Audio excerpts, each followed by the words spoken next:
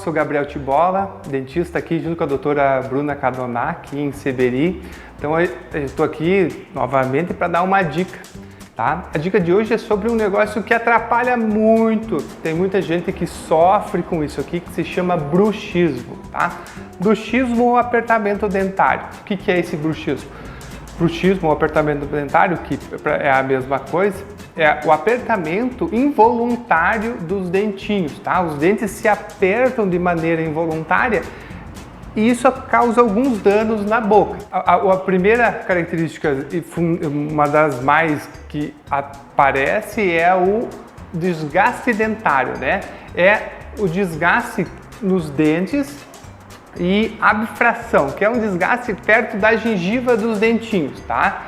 Esse é o primeiro sinal clínico mais evidente e que na maioria dos casos o que mais tem, tá?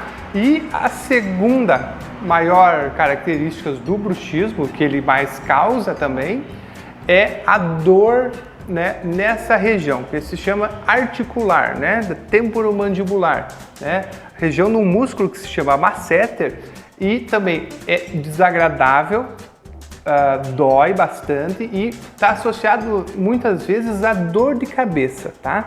Tem muitos pacientes que vão nos neurologistas, médicos afins, achando que está com enxaqueca, mas às vezes é algum caso de bruxismo e apertamento dentário.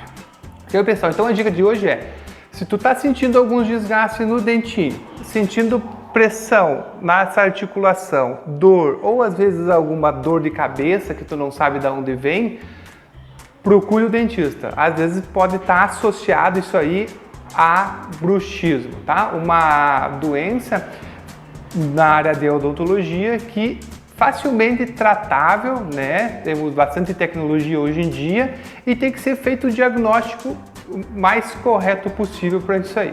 Ok, pessoal? Muito obrigado, até a próxima dica.